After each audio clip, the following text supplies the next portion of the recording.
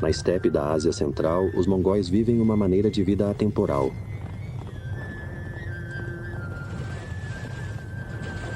Eles cavalgam pela planície em busca de comida e água para seus rebanhos, assim como seus ancestrais fizeram por milhares de anos.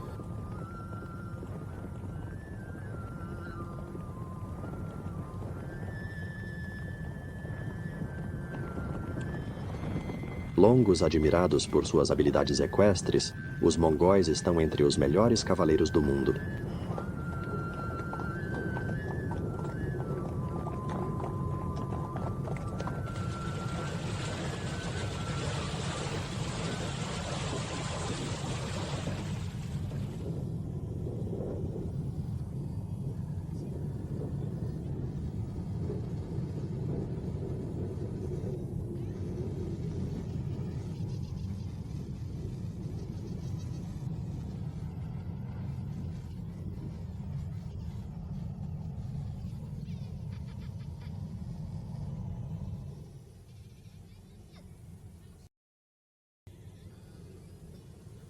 Nos meses de outono, quando as pastagens estão cobertas de um verde esmeralda, as pessoas passam muito tempo ao ar livre, aproveitando o clima quente.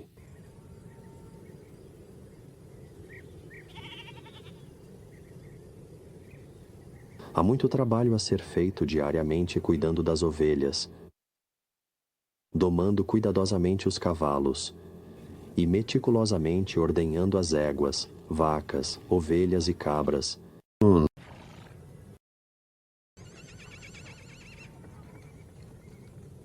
A escassez de água, combinada com a estação de crescimento, que dura cerca de 60 dias, limita o que pode ser produzido nas culturas cultivadas. Portanto, os mongóis são quase totalmente dependentes do pastoreio do que comumente chamam de 5 focinhos: o cavalo, a vaca, o camelo, a ovelha e bem a cabra.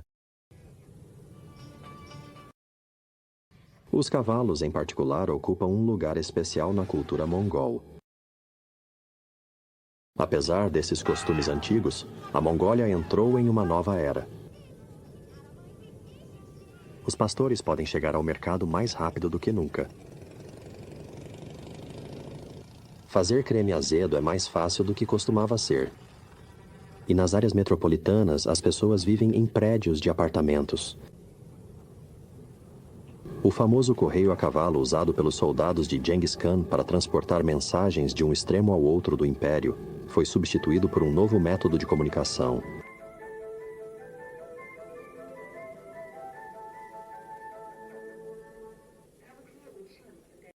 Os mongóis estão se vendo de novas maneiras e aprendendo sobre as mudanças que estão ocorrendo ao seu redor.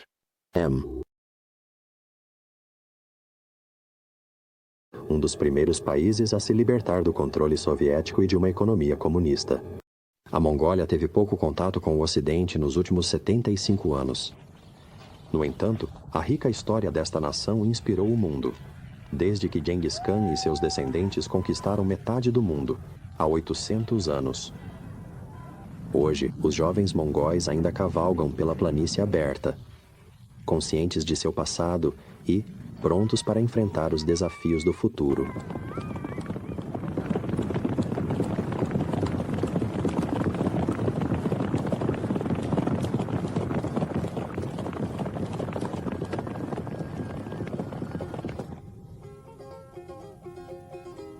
A nova nação democrática da Mongólia, no leste da Ásia Central, faz fronteira com a Rússia ao norte, a China ao sul e o Cazaquistão a oeste. Embora a Mongólia seja a maior nação sem acesso ao mar do mundo, com apenas 2 milhões de pessoas, é um dos países mais escassamente povoados do mundo. – 40% da população vive em Ulaanbaatar. No entanto, nas pradarias, ainda é possível cavalgar por horas e não ver outra pessoa.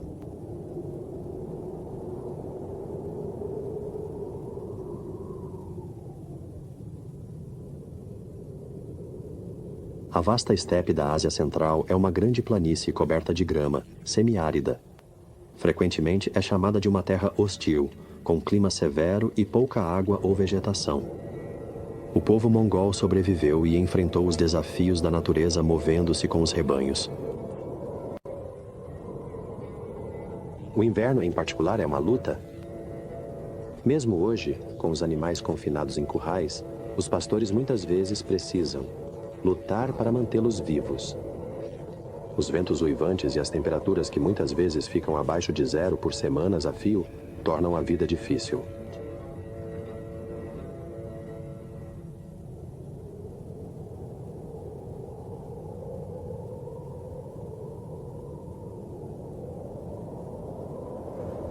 Uma tenda de feltro mongol, o ger, fácil de montar e prontamente portátil, é bem adequada para a vida nômade na planície varrida pelo vento. Embora a Mongólia esteja mais associada às pradarias, o terreno também é marcado por desertos, montanhas cobertas de neve, florestas ricas e lagos pristinos.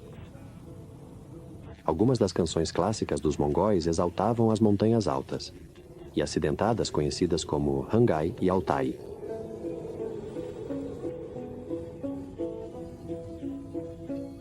O deserto de Gobi, surpreendentemente variado com suas dunas de areia, planícies de cascalho e pradarias secas, também é rico em ervas perfumadas. Há uma lenda sobre a mãe de um guerreiro que tentou atrair seu filho errante para casa. Quando todos os seus esforços falharam, ela enviou ao filho um punhado de erva gobi de aroma doce.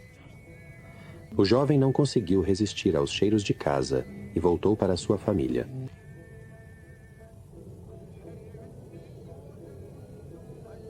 Para onde o jovem se aventurou não é mencionado.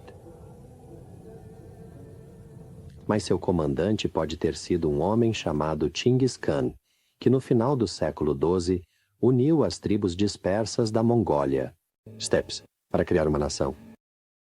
Aos 12 anos, após o assassinato de seu pai, Chinggis Khan começou a construir um império que se estenderia do Mediterrâneo ao Oceano Pacífico.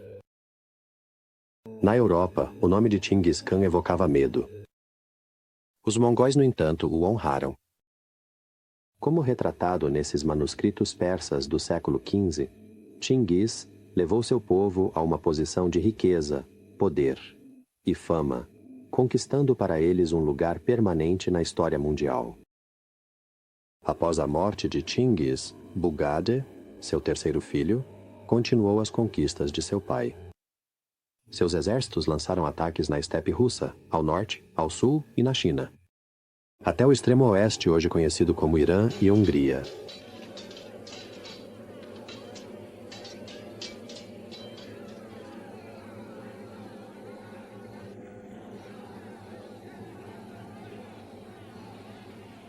O Império Mongol atingiu seu auge durante o governo dos 4 netos de Chinggis Khan, sendo o mais famoso Kublai Khan, que trouxe toda a China sob seu comando.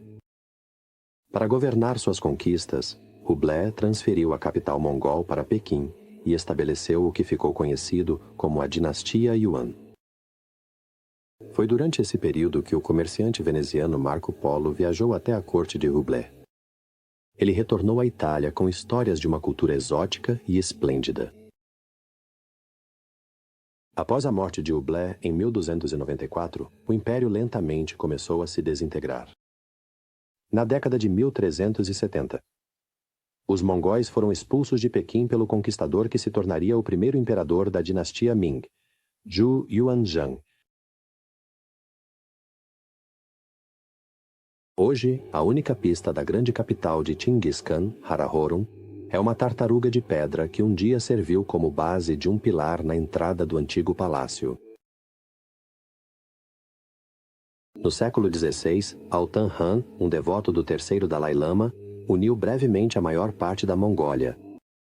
Altan Han e o Dalai Lama são retratados juntos nesta pintura tibetana do século XVIII. O legado duradouro de Altan Han foi sua adoção do budismo tibetano. Na verdade, foi Altan Han quem deu ao Lama, chefe da seita amarela tibetana, o título de Dalai Lama. No século XVIII, o budismo floresceu na Mongólia. Artistas criaram pinturas, esculturas e tapeçarias magníficas e complexas. Sangnabatsar, um monge budista nascido em 1635, foi o maior escultor da Mongólia. Suas esculturas em bronze dourado são obras-primas de devoção religiosa que combinam a beleza jovem e idealizada do divino com uma profunda ternura humana. Dizem que ele usou sua amada consorte como modelo para a mais bela de suas figuras femininas. Hoje há um renascimento da arte, cultura e religião que emula conscientemente as glórias do século XVIII. Isso vem após 70 anos de influência soviética. Em 1921, após os lutadores mongóis e russos capturarem a capital, o governo popular da Mongólia foi declarado. Naquela época, 1/3 da população masculina era composta por monges budistas. Na década de 1930, os mosteiros foram fechados, saqueados e queimados. Mongóis foram presos. Muitos foram mortos. Apenas 4 mosteiros de mais de 700 foram poupados. A liberdade de religião, que foi restaurada em 1990, foi seguida por um renascimento quase imediato da prática budista. Os mosteiros foram reabertos e os velhos lamas, que haviam preservado sua religião em segredo, reapareceram.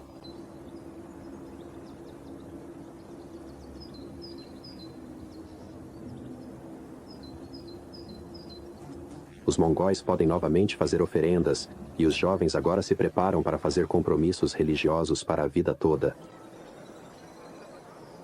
Hoje, pessoas de todas as esferas da vida abraçam o budismo.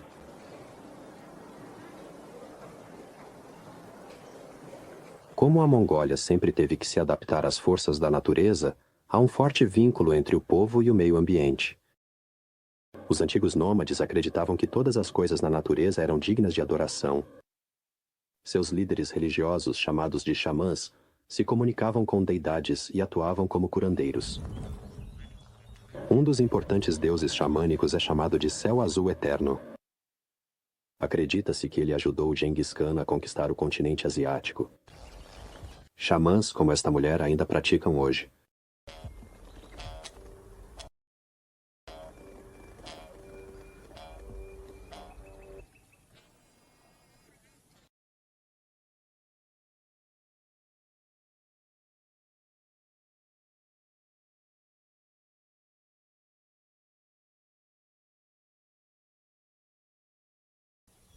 A Mongólia acreditava que colinas e montanhas eram a morada de deuses. A Mongólia honra esses deuses com awas, grandes pilhas de pedras decoradas com galhos de árvores e fragmentos de pano.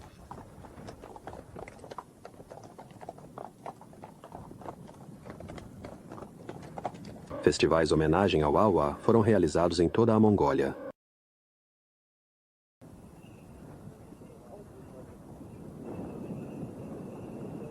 Outro ritual importante é o Tsan, uma dança budista. No simbolismo dessa dança, os performers mascarados que representam as deidades protetoras budistas destroem os obstáculos da iluminação. Muitos personagens diferentes aparecem no Tsam, incluindo figuras xamânicas mongóis.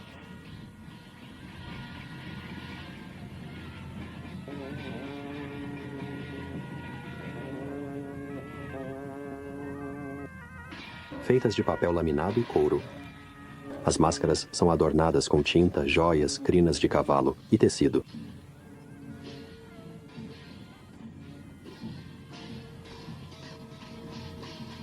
Eles estão entre as maiores obras de arte produzidas pelos artistas lamas da Mongólia.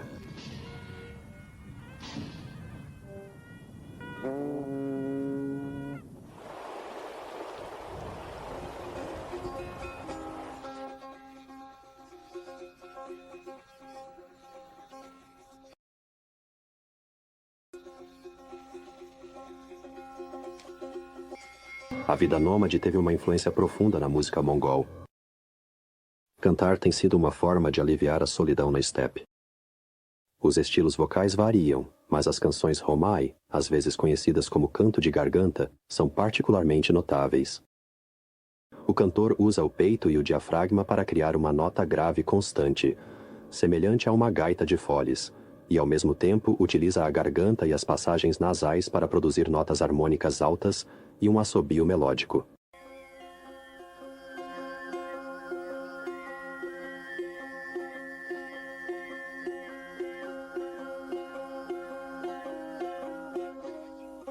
A tradição musical russa também influenciou o povo da estepe. E uma visita social muitas vezes se transforma em uma ocasião festiva.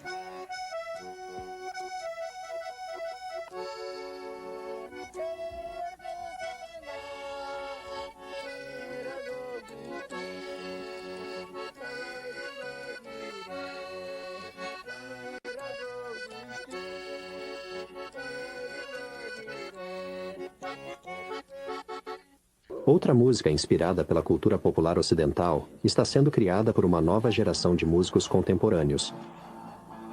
Como muitos mongóis, esses artistas lutam para abraçar o futuro enquanto prestam homenagem ao passado.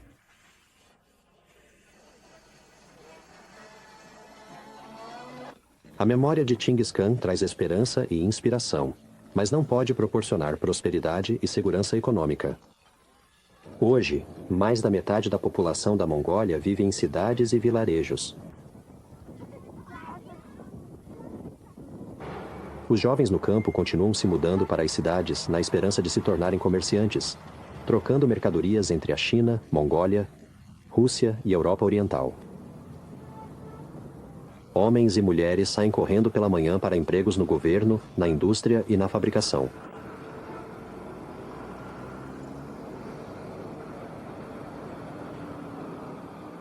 Como em muitas sociedades contemporâneas, as mulheres frequentemente têm que fazer um segundo turno de trabalho, que inclui fazer compras, cozinhar e limpar.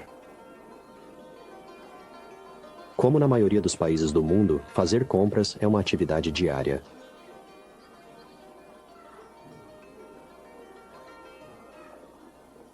À noite, as famílias passam tempo juntas jogando um jogo tradicional com os ossos do tornozelo de ovelha, ou vendo televisão. No entanto, a vida na cidade pode ser difícil. Com o desemprego e a inflação disparando, não é incomum encontrar mongóis urbanos e educados desejando ter as habilidades tradicionais de pastoreio de seus parentes no campo. Os mongóis enfrentam uma onda de mudanças e novas influências que seus ancestrais nunca imaginaram.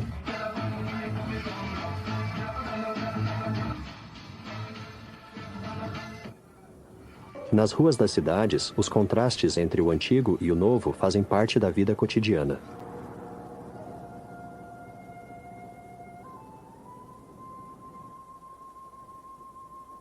Há esperança de que a tecnologia, a urbanização e a indústria ajudem a construir uma nova infraestrutura moderna para a nação. A pastoreio ainda terá um papel central, mas a vida nômade pode diminuir à medida que as pessoas nas pastagens se tornem mais estabelecidas. No futuro, os mongóis provavelmente não estarão tão vulneráveis aos caprichos da natureza. Os mongóis veem a mudança como inevitável. No entanto, a conexão centenária entre a natureza e o povo permanecerá.